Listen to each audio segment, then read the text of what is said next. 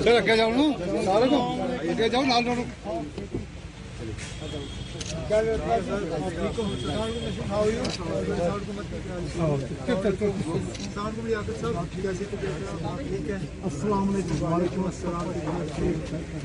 सलाम सर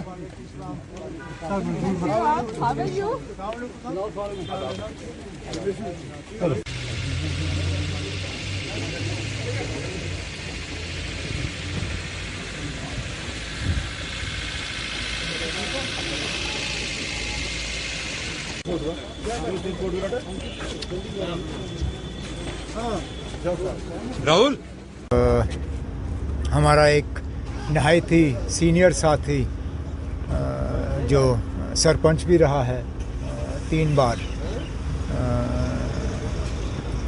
10-12 दिन पहले वो वफ़ात पा गए। हमारे ब्लॉक सदर थे नौशहरा में, वहाँ जा रहा हूँ ताज़ियत का इजहार करने। सिर्फ यही मकसद है आज इस प्रोग्राम का, और यहाँ आके अपने साथियों से मुलाकात करने का तो मौका हासिल हुआ ही है, तो हालात के बारे में थोड़ा सा जायज़ा लेने का मौका भी मिलेगा मुझे। आज शाम को वापस श्रीनगर चला जाऊंगा। सर भाजपा के लोगों को जब भी कहा जाता है कि जम्मू कश्मीर में इलेक्शन करवाए जाए तो वो कहते हैं कि इलेक्शन कमीशन ऑफ इंडिया जब कहेगा तो इलेक्शन होंगे, क्या भाजपा तैयार नहीं है? ना, मैं अब इसमें बार बार पढ़ना नहीं चाहता हूँ, मैं थक गया हूँ इस सवाल का जवाब देते हुए। जाहिर सी बात है भाजपा तैयार नहीं है, तैयार होती तो इलेक्शन हो जाते। इलेक्शन कमीशन ने खुद कहा कि होम मिनिस्ट्री से उनको सिचुएशन के बारे में जानकारी मिलने के बाद ही वो इलेक्शन का ऐलान कर सकते हैं। उन्होंने अभी तक तो शायद वो जानकारी हासिल ही नहीं की। क्यों नहीं की समझ में नहीं आता। Chief election commissioner of India ने खुद कहा कि जम्मू कश्मीर में वैक्यूम है। अगर वैक्यूम है तो उसको भरने का काम क्यों नहीं किया जा रहा। लेकिन मैं अब इस सवाल का जवाब अब इसके बाद दूंगा नहीं।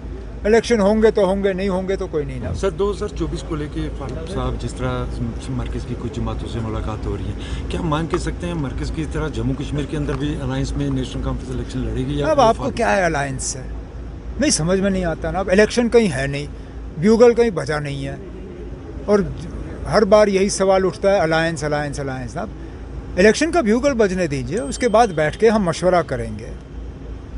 किसी एक की राय या किसी एक का फैसला चलेगा नहीं, तमाम तंजीम के साथियों से मशवरा होगा, फिर देखा जाएगा कि सबसे फ़ायदेमंद बात क्या होगी। उसके बाद जो है हम किसी नतीजे पे आएंगे। लेकिन इलेक्शन का ब्यूगल अभी तो बजाने वाले के हाथ में भी नहीं आया है, और आप हमसे सुनना चाहते हो कि हम अलायंस करेंगे या नहीं करेंगे ना। ये कोई मकसद ही नहीं है इन सवालों का। इलेक्शन होने दीजिए, फिर देख लेंगे। मुगल रोड पे मुसाफिरों को जो है काफ़ी परेशान किया जाता है, वहाँ पे उनकी चेकिंग, उनकी आइडेंटिफिकेशन वगैरह, और काफ़ी घंटों वहाँ पे इंतजार करना पड़ता है। क्या कहेंगे इस मौके पर? अब हालात ही कुछ ऐसे हैं। हालांकि हम इंतज़ामिया से उम्मीद करेंगे कि चेकिंग जल्द से जल्द हो, कि इसमें ज़्यादा टाइम ना लगे। लेकिन आपने खुद देखा पिछले दिनों इस इलाके के क्या हालात रहे, किस तरह यहाँ मिलिटेंसी बढ़ गई है। अगर मुसाफिरों को मुश्किल का सामना करना पड़ रहा है, ये सीधी सबूत है कि इंतज़ामिया फ़ेल हो चुकी है, कि सिक्योरिटी सिचुएशन जो है बेहतर होने के बजाय इसमें ख़राबी आई है। तभी तो जाके आज लोगों को मुश्किल का सामना करना पड़ रहा है, जो इससे पहले शायद नहीं करना पड़ रहा था। तो एडमिनिस्ट्रेशन को एक तो यहाँ के हालात जो हैं उन पर नज़रसानी डालनी होगी, और दूसरा उनकी कोशिश रहनी चाहिए कि लोगों को कम से कम तकलीफ हो। बदकिस्मती, मुझे अपनी बात ख़त्म करने दीजिए ना। बदकिस्मती से गवर्नर रूल में लोगों के और हुकूमत के दरमियान जो तालमेल है, उसमें एक अनबन सी हो जाती है, एक फासला आ जाता है। इसलिए हम कहते हैं कि directly elected government is always better than a nominated government. Nominated government में गवर्नमेंट को ये कोई उनको गम ही नहीं है कि लोगों को कोई परेशानी है या नहीं है। ये इस बात का नतीजा है। सर 2024 के इलेक्शन को लेकर जिस तरह भाजपा का दावा है कि जम्मू कश्मीर में उन्होंने डेवलपमेंट करवाई है, आप इसको किस नजरिए से देखते हैं? क्या डेवलपमेंट हुई है? इलेक्शन हो जाए खुद पता चलेगा क्या डेवलपमेंट सर है। 2024 के इलेक्शन को लेकर जिस तरह मरकज़ के अंदर सभी सियासी जमातें एक प्लेटफॉर्म पे आ रही हैं भाजपा के खिलाफ खड़ी हुई, क्या नेशनल कॉन्फ्रेंस भी उसका हिस्सा होगी? अब हमारा जम्मू कश्मीर के बाहर है क्या? हमने क्या कंट्रीब्यूट करना है ना अब इस रियासत के बाहर? कुल मिला के हमारी 5 सीटें हैं। हमारी 5 सीटों पे कौन सा तूफान होने वाला है दिल्ली में? हमने तो वैसे भी बीजेपी के खिलाफ लड़ना है, बाकी रियासतों में क्या होना है क्या नहीं होना है वो दूसरी बात है।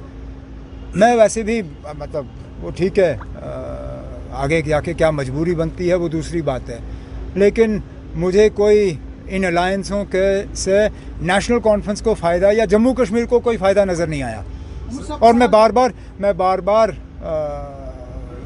इन लोगों को याद दिलाता हूँ कि जब इन्हें हमें ज़रूरत पड़ती है ये हमारे दरवाजे ज़रूर खटखटाते हैं। अब अरविंद केजरीवाल मुसीबत में है तो आज उनको हमारी सपोर्ट की ज़रूरत है, लेकिन ये लोग कहाँ थे जब 2019 में हमारे साथ इतना बड़ा धोखा हुआ? कौन था जो हमारे साथ खड़ा हुआ? ये आज जो शोर कर रहे हैं, जो कहते हैं कि आइन को बचाओ, जमहूरियत को बचाओ, डेमोक्रेसी को बचाओ, ये थे कहाँ? हमारा वहाँ पे डेमोक्रेटिक मर्डर हुआ और इन्होंने चूं तक नहीं किया। क्या इन्होंने तो साथ दिया? कुल मिला के 3-4 पार्टियां हैं जिन्होंने हमेशा हमारा साथ दिया होगा। एक डीएमके, एक ममता बनर्जी टीएमसी, लेफ्ट की 2 पार्टियां। इन 4 को छोड़ के मुझे 5वां कोई दिखाइए जिन्होंने कभी भी पूरी तरह से हमारा साथ दिया हो। तो ठीक है ना, अब हम अपनी 5 सीटों पे बीजेपी का मुकाबला करेंगे, वो करें जो उनको करना होगा।